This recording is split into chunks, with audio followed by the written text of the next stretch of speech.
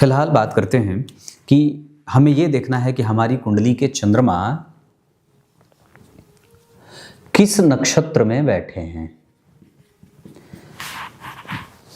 चंद्रमा हमारी कुंडली में किस नक्षत्र में बैठे हैं, और दूसरा कि चंद्रमा नवांश चक्र में किस राशि में बैठे हैं। ये दो बातें। आज का कार्यक्रम इन्हीं दो विषयों पर आधारित है। पहला देखते हैं कि चंद्रमा मान लीजिए हमारी कुंडली में मृगशिरा नक्षत्र में बैठ गए।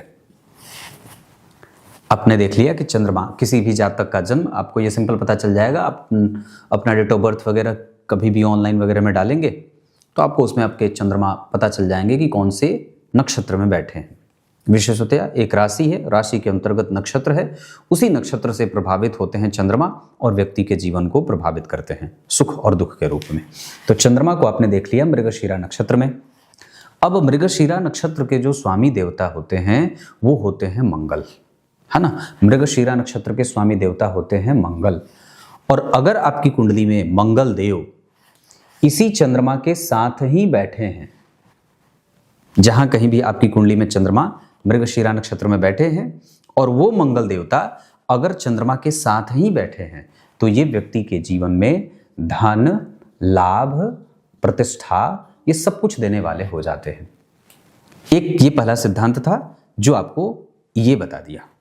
दूसरा सिद्धांत थोड़ा सा उसमें नवांश का भी परीक्षण करना होगा। उसके लिए आपको आपके पास नवांश चक्र भी चाहिए। उसमें क्या बात आती है कि चंद्रमा जिस नवांश में बैठे हैं, जिस नवांश का अर्थ होता है जिस राशि में, नवांश चक्र D9 चार्ट, D9 चार्ट के जिस राशि में चंद्रमा बैठे हैं, अगर उस राशि का स्वामी नवांश चक्र में चंद्रमा जहां बैठे हैं उसका स्वामी अगर योग कारक होता हो, नवांश के लिए योग कारक होता हो, या फिर उच्च का बैठा हो, वो ग्रह जहां पे चंद्रमा बैठे हैं, या तो योग कारक ग्रह होता हो नवांश चक्र का, या वो उच्च राशि का बैठा हो, या फिर उस राशि का स्वामी, मान लीजिए चंद्रमा नवांश चक्र में 8 नंबर में बैठे हैं या 7 नंबर में बैठे हैं, तो शुक्र उसी के साथ वहीं बैठे हो या मंगल वहीं पे साथ बैठे हो।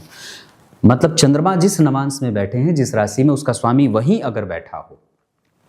और पहला सिद्धांत कि नक्षत्र का स्वामी अगर चंद्रमा के साथ बैठा हो, तो ये दोनों ही सिद्धांत जातक को एक अच्छी आयु देने के साथ साथ धरती के समस्त सुखों को देने वाले हो जाते हैं। ये कुंडली की अच्छी बात है जिसको समझना होगा।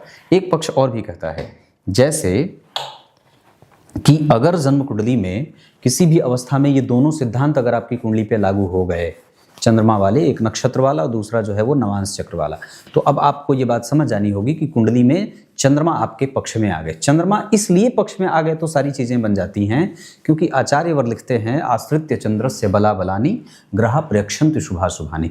चंद्रमा पर ही सारे ग्रहों का बल आश्रित होता है। अगर चंद्रमा आपकी कुंडली में बलवान है, दशा में एक्टिव हुए, तभी आपकी बेरोजगारी भी खत्म होती है और तभी आपको किसी इष्ट मित्र के कारण नौकरी भी मिलती है। यह भी बात समझना होगा। अगर ये चंद्रमा आपकी कुंडली में अव्यवस्थित होंगे तो आपको नौकरी भी एक जगह नहीं करने देंगे। ये चंद्रमा इतने कई बार व्यक्ति को भ्रमित कर देते हैं कि उसका कोई भी काम, रोजगार एक जैसा हमेशा नहीं रहता है। जिसकी कुंडली में चंद्रमा कमजोर होगा ना, आप उसको देखिएगा, उसकी नौकरी बार बार और लगातार बदलती रहती है, उसका मन बदलता रहता है, उसकी दिनचर्या एक जैसी नहीं रहती है। एक पक्ष और भी है जो दिनचर्या पे याद आ गया, हालांकि ये इस कार्यक्रम से संबंधित नहीं था, पर बता देता हूं। अगर आपकी कुंडली में जो लग्न का स्वामी है, 1 से लेकर 12 तक में जो भी लग्न का स्वामी है, और वो जहां कहीं बैठा, अगर उस पे शनि की दृष्टि हो गई, मान लीजिए मैं यहाँ 6 नंबर की कुंडली बनाता हूं और बुध बैठ गए जन्म कुंडली के 12वें भाव में, उदाहरण, और यहां बैठ गए शनि, तो शनि की दृष्टि बुध पे चली गई। तो आचार्यवर लिखते हैं, ये ऐसे ही बता देता हूं, कि अगर लग्नेश के ऊपर शनि की दृष्टि हो जाएगी तो व्यक्ति एक सीधे रूटीन में काम नहीं कर पाता, उसके सोने जागने का समय निश्चित नहीं होता, या कई बार वो आलस्य की प्रवृत्ति को पालने वाला भी हो जाता है, क्योंकि शनि मंदगामी ग्रह हैं, धीरे धीरे व्यक्ति के जीवन को पटरी पे लेके आते हैं।